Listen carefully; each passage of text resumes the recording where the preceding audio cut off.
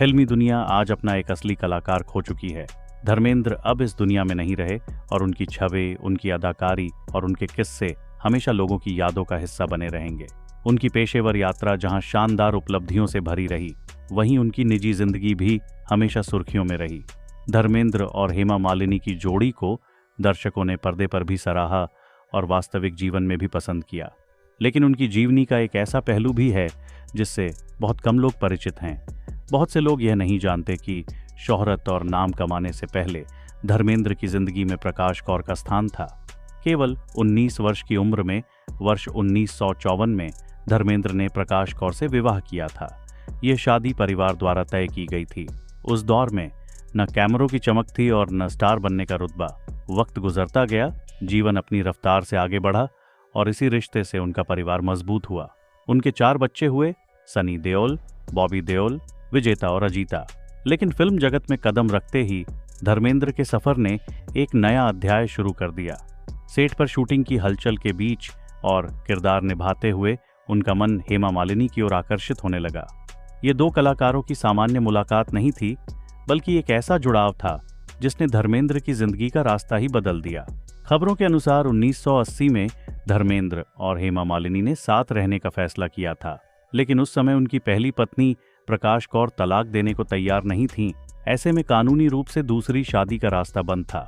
इसी कारण धर्मेंद्र ने बेहद शांति से इस्लाम कबूल किया और फिर निकाह की रस्म के अनुसार हेमा मालिनी से शादी की। जब उनका निकाह हुआ तब सनी देओल करीब 24 वर्ष के थे। सनी देओल इस रिश्ते से बहुत आहत थे और एक रिपोर्ट के अनुसार उनकी नाराजगी इस हद तक पहुंच गई थी कि उन्होंने हेमा मालिनी पर हमला करने की कोशिश की थी। इस घटना के बाद सनी पर कई गंभीर 24 वर्ष के थे। सनी देओल इस रिश्ते से बहुत आहत थे और एक रिपोर्ट के अनुसार उनकी नाराजगी इस हद तक पहुंच गई थी कि उन्होंने हेमा मालिनी पर हमला करने की कोशिश की थी। इस घटना के बाद सनी पर कई गंभीर आरोप लगाए गए, लेकिन इन बातों का जवाब प्रकाश कौर ने दिया था। उन्होंने अपने बेटे पर लगाए आरोपों को सिरे से नकार दिया और असल स्थिति सामने रखी। उन्होंने एक मां की तरह अपने बेटे का पक्ष लिया और बेहद भावुक बयान दिया। उन्होंने कहा कि हर बच्चा यही चाहता है कि उसका पिता उसकी मां को सबसे अधिक मान दे। इसी बातचीत में प्रकाश कौर ने एक और ऐसी बात कही जिसने लोगों का ध्यान खींचा। उन्होंने साफ शब्दों में यह स्वीकार किया कि धर्मेंद्र ने अपनी दोनों पत्नियों की जिम्मेदारियों को हमेशा निभाया है। परिस्थितियां चाहे कैसी भी रही हों, उन्होंने अपने कर्तव्य से कभी पीछे हटना नहीं चाहा।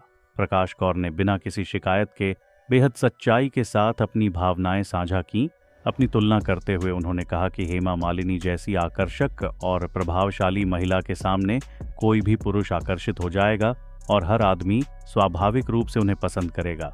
उन्होंने यह भी कहा कि धर्मेंद्र को चरित्रहीन कहना गलत है, क्योंकि उस दौर के लगभग सभी बड़े अभिनेताओं के संबंधों की चर्चाएं होती थीं और कई कलाकारों ने 2 शादियां भी की थीं। प्रकाश कौर के अनुसार धर्मेंद्र शायद उनके लिए आदर्श पति नहीं रहे, लेकिन एक पिता के रूप में उन्होंने कभी कोई कमी नहीं छोड़ी। बच्चे उनसे बेहद लगाव रखते हैं और उन्होंने अपने दायित्व को हमेशा निभाया। हेमा मालिनी को लेकर भी उन्होंने बेहद संवेदनशील सोच रखी। उन्होंने कहा कि वे समझ सकती हैं कि हेमा किस परिस्थिति से गुजरी होंगी। उन्हें भी समाज और परिवार के सवालों का सामना करना पड़ा होगा, लेकिन अगर वे खुद उस जगह होती तो शायद ऐसा कदम कभी न लेती। एक स्त्री होने के नाते वे उनकी भावनाएं समझ सकती हैं, लेकिन एक पत्नी और मां की हैसियत से वे इस रिश्ते का हिस्सा नहीं बन सकती थीं। ये कुछ पुराने और अनजाने विवाद हैं जो अब धर्मेंद्र के परिवार को लेकर सामने आ रहे हैं। इस कहानी पर आपकी जो भी राय हो, हमें कमेंट में ज़रूर बताएं।